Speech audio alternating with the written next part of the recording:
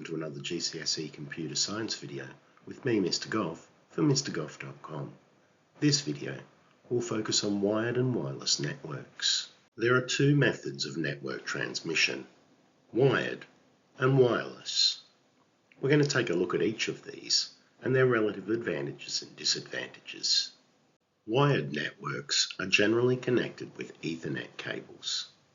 These are twisted pair copper cables that transmit data as electricity.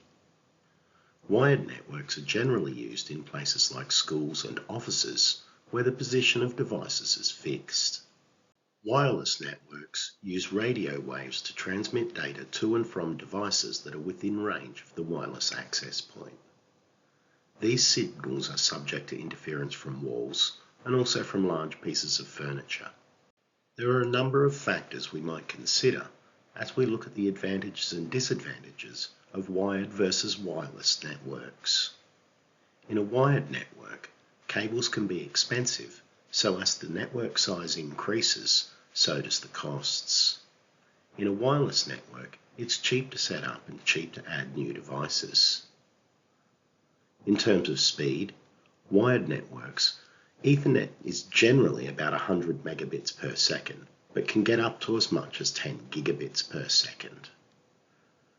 Wireless networks, generally a 2.4 GHz wireless network is about 300 megabits per second, and a 5 GHz network can get up to about 1.3 gigabits per second.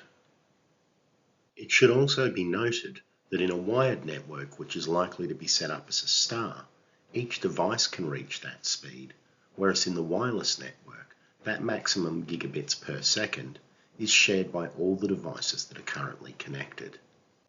Wired networks can reach a distance of about 100 meters at a time before the signal needs to be repeated so it doesn't degrade.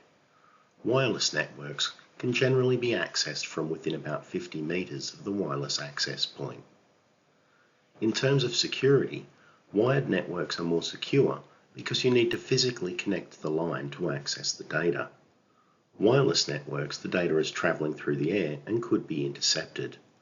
This can be minimized as a risk by using encryption, which we'll be talking about in the next video. In terms of setting up a wired network requires specialist technical knowledge.